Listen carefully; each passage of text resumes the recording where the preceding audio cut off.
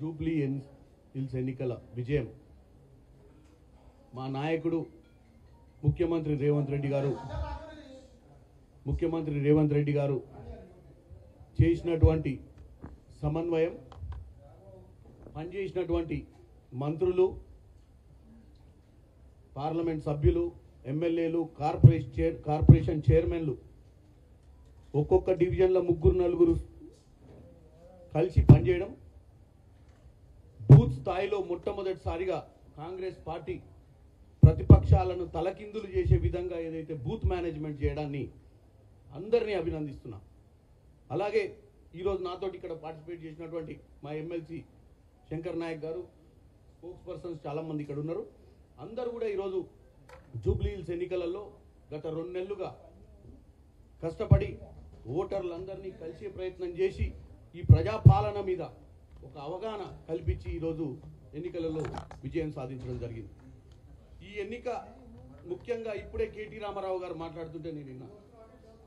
KT Ramarao గారు ముఖ్యంగా మీరు చెప్పాల్సిన విషయం ఏంటంటే, మీరు జూబ్లీ హిల్స్ ఎన్నిక ఒక రెఫరెండంగా చూడాల్సిన అవసరం ఉందని తెలంగాణ సమాజానికి చెప్పిండ్రు.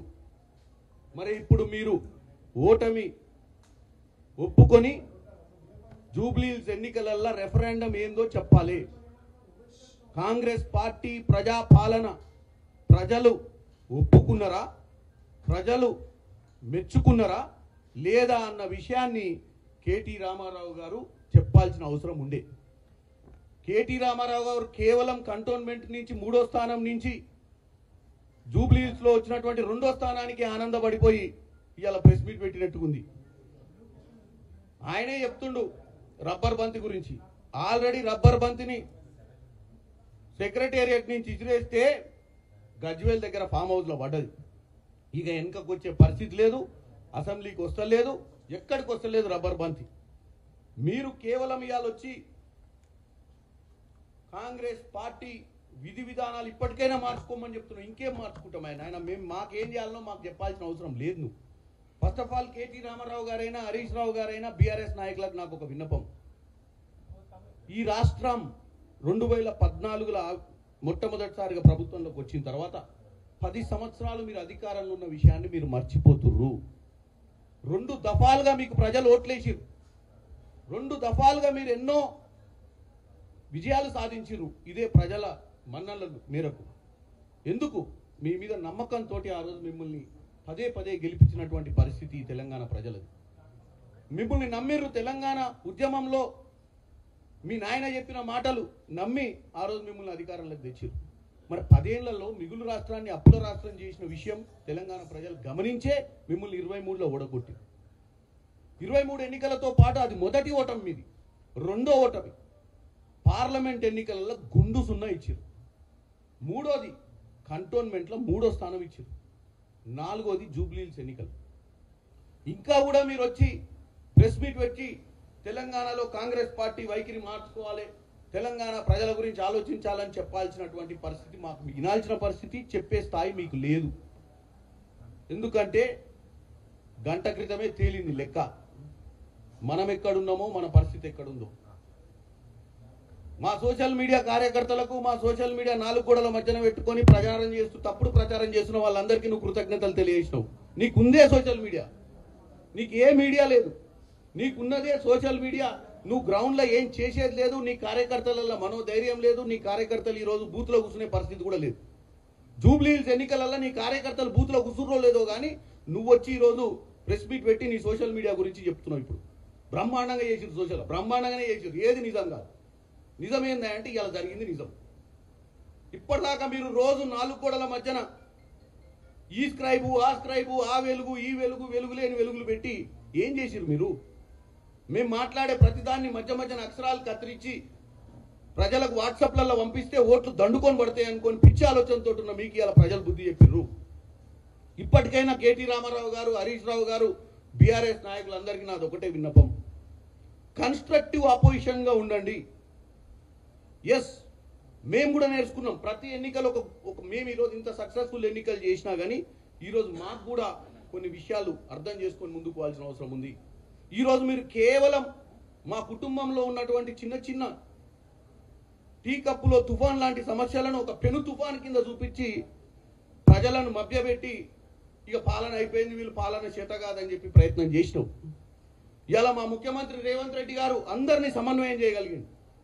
ఈ ఎన్నికకు ఆయన ఒక క్యాప్టెన్గా సక్సెస్ఫుల్ అయ్యింది. అలా ఒక టీంని మా అందరినీ ఒక వ్యవస్థను ఒక దగ్గరికి చేర్చి ఒక ఎన్నిక ఎట్లా చేయాలి, 3 సార్లు ఓడిపోయినటువంటి జూబ్లీహిల్స్ ఎన్నికల 407 బూతులలో ఏ విధంగా పనిచేయాలని చెప్పి ఇలా మా అందరికీ ఒక కొత్త అధ్యాయాన్ని నేర్పించాడు. మేము కూడా చాలా నేర్చుకున్నాం ఈ ఎన్నికలల్లో.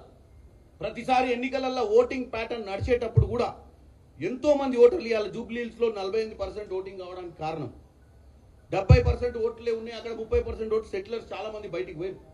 ఇవాళ ఎక్కడెక్కడైతే కాంగ్రెస్ ఐడియాలజీ తోటి మేము కనెక్ట్ అయిన ఓటర్లను ఎట్టి పరిస్థితుల్లో ఓట్లు వేయించుకోవాలని మా యొక్క బూత్ కమిటీ సభ్యులు ఆ యొక్క బూత్కు సంబంధించినటువంటి బూత్ కమిటీ సభ్యులే ఒక్కొక్కరు 50-60 ఓట్లను పంచుకొని వాళ్ళు ఇంటింటికి పోయి దండం పెట్టి మీరు కాంగ్రెస్ పాలనను మీరు మెచ్చిర్రు మాతో చెప్పి ఇప్పుడు వచ్చి మీరు ఓటేయకపోతే ఇది తప్పుడు సంకేతం పోద్దని చెప్పి బూత్ మేనేజ్మెంట్ చేసిర్రో దాన్ని మేము ఈరోజు బూత్ కమిటీ సభ్యులందరినీ ఈ నియోజకవర్గంలో ఉన్నటువంటి బూత్ సభ్యులందరినీ కూడా నేను ఇలా మనస్ఫూర్తిగా కాంగ్రెస్ పార్టీ తరఫున అభినందిస్తున్నా.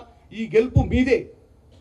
కాబట్టి కేటీ రామారావు గారు, మీరు ఇది ఒక్క ఉప ఎన్నికనే అంటున్నావు ఇందాక ప్రెస్ మీట్లా, ఒక్క ఉప ఎన్నికకే గింత చెమట వచ్చి గింత పరిశాన్ అయ్యారని. ఒక్క ఉప ఎన్నిక కాదు కేటీఆర్ గారు, గతంలో 3వ స్థానంలో వచ్చారు మీరు కంటోన్మెంట్లా, అంతకుముందు గుండు సున్నా వచ్చింది పార్లమెంట్లా, అంతకుముందు 23లో మిమ్మల్ని ఫామ్ హౌస్కి తరలి పంపిర్రు, ఇంకా కూడా మీరు నమ్మట్లేదు. ఇప్పుడు ఎక్కడో వెస్ట్ బెంగాల్లో ఏదో రాయికి జరిగినటువంటి జడ్జిమెంట్ గురించి చెప్తున్నావు పతివత మాటలు. అసలు ఈ యొక్క సంస్కారం మొదలైందే మీ దగ్గర నుంచి. ప్రజాస్వామ్యం ఉండొద్దని, కాంగ్రెస్ పార్టీ ఉండొద్దని, ఏ పార్టీ ఉండొద్దని, తెలుగుదేశం పార్టీలో గెలిచిన వాళ్ళు ఉండొద్దని, అన్ని పార్టీలను అసెంబ్లీకి రానియొద్దని, అసెంబ్లీలో ఏకపాత్రాభినయమే చేయాలని కోరికతోటి మీరు ఈ రాష్ట్రాన్ని దోచుకోగలిగారు. ఆ రోజే కనుక ప్రజాస్వామ్యంలో అపోజిషన్ కరెక్ట్గా ఉంటే ఈరోజు మేము 38 మంది మీరు అపోజిషన్లో ఉర్రు. మీరు చేయాల్సిన పని చేస్తలేరు. ఆ రోజు అపోజిషన్ లేకుండా మీరు ఏదో చేసిరో అపోజిషన్ నుండి కూడా మీరు ఇలా అపోజిషన్ పార్టీ నాయకుడు కేసీఆర్ గారు మరి అసెంబ్లీకి వస్తలేడు. తెలంగాణ ప్రజలు గమనించాలి. ముఖ్యమంత్రిగా మీరు 10 సంవత్సరాలు ఆయనకు అవకాశం ఇస్తే అపోజిషన్ పార్టీగా ఒక్కరోజు కూడా అసెంబ్లీకి వచ్చే ప్రయత్నం చేస్తలేడు. మీ సమస్యల మీద మాట్లాడతలేడు. మీ సమస్యల మీద ఎవరు మాట్లాడుతుర్రా అంటే సోషల్ మీడియాలో మాట్లాడుతారు. ఎవరైనా సోషల్ మీడియా మాట్లాడంటే కిరాయోళ్ళు. ఇప్పుడు ఆయన చెప్తుండు స్వచ్ఛందంగా పనిచేస్తున్నారు సోషల్ మీడియాలని. ఏది స్వచ్ఛందమో ఏది అస్వచ్ఛందమో అందరికీ తెలుసు. కాబట్టి కేటీ రామారావు గారు, మీరు ఈరోజు తెలంగాణ ప్రజలకు మీరు ఇందాక ప్రెస్ మీట్లో చెప్పాల్సింది రెఫరెండం గురించి. కాంగ్రెస్ పార్టీ ప్రజా పాలనను ప్రజలు అభినందించిరన్న విషయాన్ని నువ్వు ఒప్పుకోవాల్సిన అవసరం ఉంది. నేను బ్రహ్మాండంగా ఉంది, మాకు భలే వేసిరు, ప్రజలకు థ్యాంక్ యూ చెప్తున్నా, ఎందుకంటే నాకు 3వ స్థానం ఉండే మండదా కంటోన్మెంట్ ఇప్పుడు 2వ స్థానం వచ్చింది కాబట్టి థ్యాంక్ యూ వెరీ మచ్ అంటున్నావు. నువ్వు కార్యకర్తలకు చెప్తలేవు.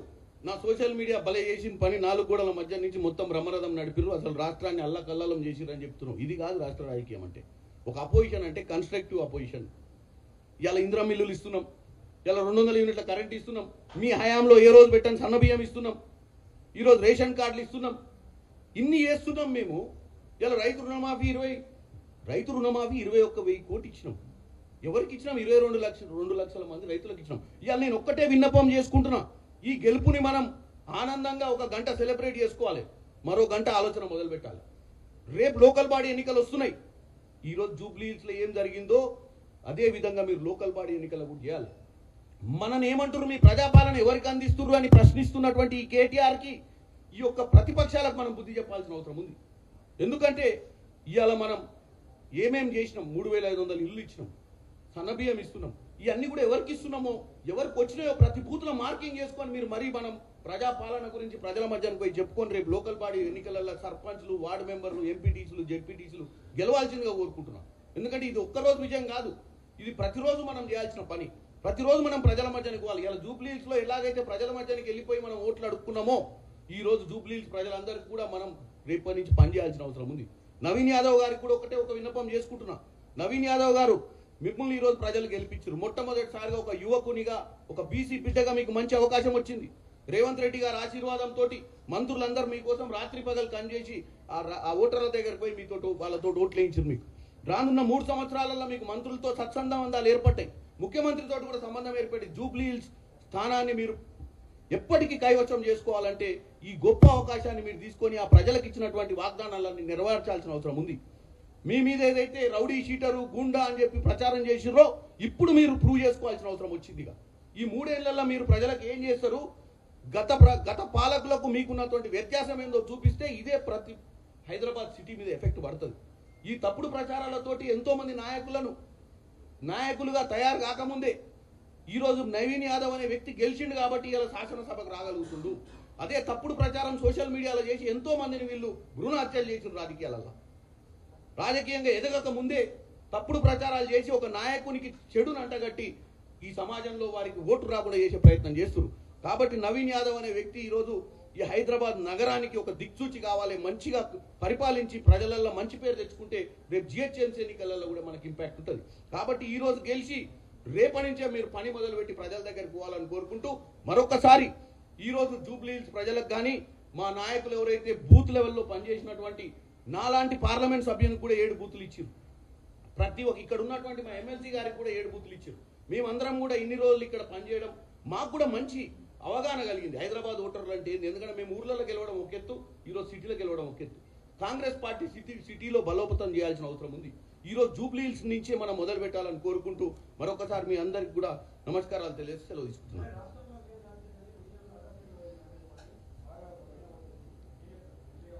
ఒక్కటే ఒక్క విషయం, ఈరోజు భారతదేశం మొత్తంలో కూడా తెలంగాణలో ఉన్న పరిస్థితి లేదు. ఎందుకు లేదంటే ప్రజాస్వామ్యానికి ఈరోజు దౌర్భాగ్యమైన పరిస్థితి ఏర్పడుతుంది ఈ దేశంలో. ఎలక్షన్ కమిషన్ అనే ఒక న్యూట్రల్ వ్యవస్థ. ఎలక్షన్ కమిషన్ అనేది 4 స్తంభాలలో ఒక స్తంభం ఈ దేశానికి. ఎన్నికలను సజావుగా నడిపించి ఎన్నికల మీద నమ్మకం కల్పించేటువంటి వ్యవస్థ స్పెషల్ ఇంటెన్సివ్ రివిజన్ అని పెట్టి బీహార్లో. మరి స్పెషల్ ఇంటెన్సివ్ రివిజన్కి వ్యతిరేకం నేను కాదు. స్పెషల్ ఇంటెన్సివ్ రివిజన్ పెట్టి ఎవరి ఓట్లు 69 లక్షల ఓట్లు 69 లక్షల ఓట్లు కేవలం మైనారిటీ సోదరులై, క్రిస్టియన్ సోదరులై, అట్టడుగు వర్గాలై, పేదలై ఓట్లు డిలీట్ చేయడం జరిగింది. ఈ ఓట్లన్నీ కూడా ఎవరికి వేద్దాం అనుకునే ఓట్లు, కాంగ్రెస్ పార్టీకి వేసే ఓట్లను, అటు ఆర్జేడీకి వేసే ఓట్లను డిలీట్ చేయడం జరిగింది. ఈ రోజు నేను వారి ఓటమి ఇవాళ ప్రజా తీర్పును తప్పు పడతలేదు, కానీ వాళ్ళకు ఉన్నటువంటి వ్యవస్థలతోటి ఈరోజు ఎలక్షన్ కమిషన్ ఒక న్యూట్రల్ బాడీ, ఈరోజు ఎన్ఫోర్స్మెంట్ డైరెక్టర్ ఒక న్యూట్రల్ బాడీ, ఈరోజు సిబిఐ ఒక మన ఏజెన్సీ. ఇటువంటి ఏజెన్సీలన్నింటినీ ఉపయోగించి ఈరోజు భారతదేశంలో ఎక్కడ కూడా ఏ పార్టీ మనుగడ లేకుండా చేసే ప్రయత్నం ఈరోజు బీజేపీ చేస్తుంది. ఈరోజు బీజేపీ ఇంకొకటి, ఈరోజు మనం ఇక్కడ బీఆర్ఎస్ పార్టీ సోషల్ మీడియాలో చేసినట్టు బీజేపీ ఈరోజు భారతదేశంలో ఉన్నటువంటి మెయిన్ ఛానల్ మొత్తం కూడా అంబానీల అదానీల చేతిలో పెట్టి మనం పొద్దున్న లేస్తే ఏం చూడాలనో కూడా వాళ్ళే డిసైడ్ చేసే పరిస్థితికి వచ్చారు. మరి ఎందుకో ఎన్నికల ముందే ఇక్కడ టెర్రరిస్ట్ అటాక్లు అవుతున్నాయి. అసలు వీటిని ఎందుకు నియంత్రణ చేస్తలేదు? టెర్రరిస్ట్ అటాక్లు ఎందుకు ఎన్నికల ముందు రోజు, టెర్రరిస్ట్ అటాక్లు ఎందుకు పుల్వామా లాంటివి 2019 ముందే ఎందుకు అవుతున్నాయి? నిజంగానే ఎవరైనా చేస్తే ఎందుకు ఆపలేకపోతున్నాం? దీని వెనుక ఏం కుట్ర ఉంది? ప్రతి ఎన్నిక ఇట్లా చేసుకుంటే పోతే ప్రజాస్వామ్యంలో ఓటుకు విలువ లేని పరిస్థితి వస్తుంది. ఇలా బీహార్ ఎన్నికలలో ఓటమికి కారణం సామవేద దండోపాయాలు ఉపయోగించి భారతదేశంలో పుటిన్ మాదిరిగా, రష్యాలో పుటిన్ ఏ మాదిరిగా చేస్తుండో నరేంద్ర మోడీ కూడా పార్లమెంట్లో కూడా రెజల్యూషన్ చేసి ఆయన 2036 దాకా ప్రెసిడెంట్గా ఉండాలని తీర్మానం చేసుకుంటూ, గతంలో అటువంటి లానే లేకుండే. కాబట్టి ఇవాళ ఈ దేశంలో కూడా మేము ఎట్టి పరిస్థితుల అధికారం ఉండాల్సిందే. మా అధికారాన్ని నిలదొక్కుకోనికే దేనికైనా మేము రెడీ. అవసరమైతే రాజ్యాంగ సవరణ చేస్తామన్న ఉద్దేశం ఉన్నటువంటి వ్యక్తులు వీళ్ళు. ఈరోజు ఆల్రెడీ నిన్న ఒక కమిటీ చేసిర్రు. ఆ కమిటీలో ఒక్క కాంగ్రెస్ మెంబర్ కూడా లేరు. వాళ్ళే మన ఒరిస్సా నుంచి ఒక కమిటీ వేసి చైర్మన్ చేసి వాళ్ళంతా వాళ్ళే కాన్స్టిట్యూషన్లో కొన్ని అమెండ్మెంట్లు చేయాలన్న ప్రయత్నం చేస్తున్నారు, జాయింట్ యాక్షన్ కమిటీ చేసి. నేను అనేది ఏంటంటే ఈ ప్రజాస్వామ్యంలో ఎలాగో మేము మిమ్మల్ని తోసుకొని పోతాం, మీరు ఉన్నా లేకున్నా మేము ఏదైనా చేస్తామన్న ఒక ధోరణిలో ఇవాళ ప్రజల తీర్పును పట్టించుకునే పరిస్థితి లేకపోవడం వల్లనే ఈరోజు బీఆర్ ఎన్నికలు ఓడిపోయినాం. రెండో విషయం, కాంగ్రెస్ పార్టీ ఇక్కడ ఏదైతే విధంగా ఎన్నికలు పోల్ మేనేజ్మెంట్ చేసిందో భారతదేశ వ్యాప్తంగా కూడా పోల్ మేనేజ్మెంట్ చేయాల్సిన అవసరం ఉంది. పోల్ మేనేజ్మెంట్ అనేది మ్యాండేటరీ. ప్రతి ఓటర్ ఇంటికాడ ఉన్న తెచ్చుకొని ఓట్లు వేయించుకోవాల్సిన అవసరం ఉంది. కాబట్టి మేము కూడా ఈ యొక్క ఎన్నికను ఈ భారతదేశ వ్యాప్తంగా కూడా రానున్న రోజులలో ఒక స్ట్రాంగ్ బేస్ తయారు చేసుకునే ప్రయత్నం చేస్తాం. డెఫినెట్గా ఈ యొక్క బీఆర్ ఎన్నికలు కూడా ఇప్పుడున్న రానున్న రోజులలో కాంగ్రెస్ పార్టీకి చాలా ఛాలెంజ్కి గురి చేసింది. కాబట్టి డెఫినెట్గా దీని మీద అధ్యయనం చేసి ముందుకెళ్తాం.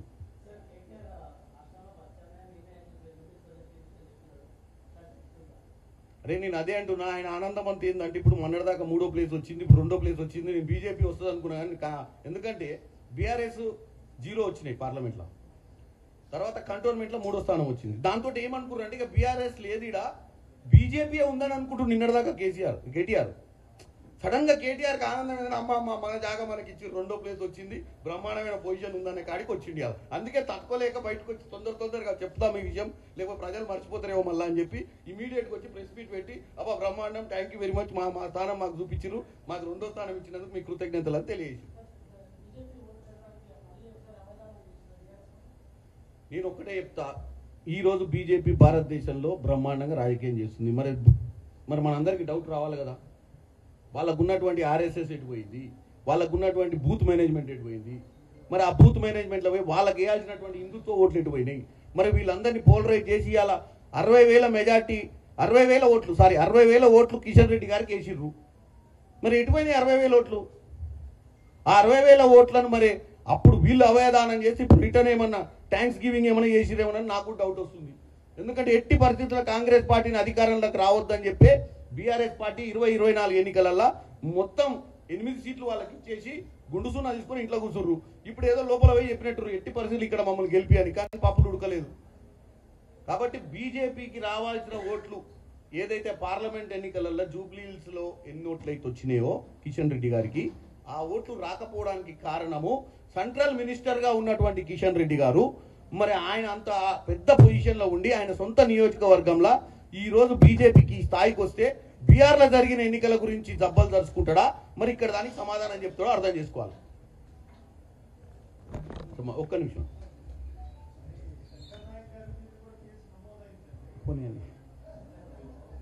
ముందుగా అందరికి నమస్కారం. నేను మా జూబ్లీహిల్స్ ఎన్నికల్లో మా ఎంపీ గారు చెప్పినట్టు నేను కూడా 7 బూత్లకు నేను ఇన్ఛార్జ్గా ఉన్నా.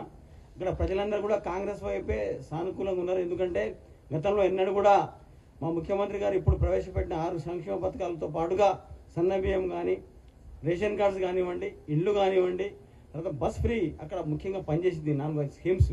ఎందుకంటే అక్కడ అంతా మాస్ జనం ఉన్నారు. అక్కడ నేను రహమత్ నగర్లో ఉన్నాను, చూసినాను. అక్కడ ఎస్సీ ఎస్టీ బీసీ మైనారిటీస్ ఎంత దీనవస్థలు అంటే చాలా దీనవస్థలు ఉన్నారు. అంతా గత ప్రభుత్వాల పాలకులు 10 సంవత్సరాలు మర్చిపోయారు. ఎంతసేపు వాళ్ళు ప్రజల సొమ్మును దండుకున్నారు తప్ప ప్రజలకు సంక్షేమ పథకాలు ఇవ్వలేదు. కానీ ఇవాళ మా ప్రభుత్వం రేవంత్ రెడ్డి గారు వచ్చిన తర్వాత మా పట్ల చిత్తశుద్ధి విశ్వసనీయత ఉన్నది. కాబట్టి ఇవాళ ప్రజలు కాంగ్రెస్ పార్టీ ఓటేసి గెలిపించారు. కాబట్టి మా నవీన్ యాదవ్, ఇందాక మా ఎంపీ గారు చెప్పినట్టు నవీన్ యాదవ్ మా కాంగ్రెస్ పార్టీకి అసెట్ కావాలి, అతను పని చేసుకోవాలి, అతని పనితీరు ప్రజల్లో మెచ్చుకోవాలి, అక్కడ చేసిన వాగ్దానాలను ఫుల్ఫిల్ చేయాలి ముఖ్యమంత్రి ద్వారా అని చెప్పి తెలియజేస్తున్నా. అదేవిధంగా ఇలా కాంగ్రెస్ పార్టీ బడుగు బలైన పార్టీ కాబట్టి కాంగ్రెస్ పార్టీ ఏదైతే ఉన్నదో ప్రజలు పూర్తిగా నమ్మిరు మా పార్టీని. కావున మేమందరం కూడా పార్టీకి సేవ చేస్తాం, అదేవిధంగా ప్రజలు కూడా సేవ చేస్తాం. కాబట్టి రేపు రాబోయేటువంటి స్థానిక సంస్థ ఎన్నికల్లో, ఆ తర్వాత రేపు జరగబోయే మళ్ళీ 2028 ఎన్నికల్లో కూడా కాంగ్రెస్ పార్టీ అధికారంలోకి వస్తుందని చెప్పి తెలియజేస్తూ ముగిస్తున్నాం. జై హింద్.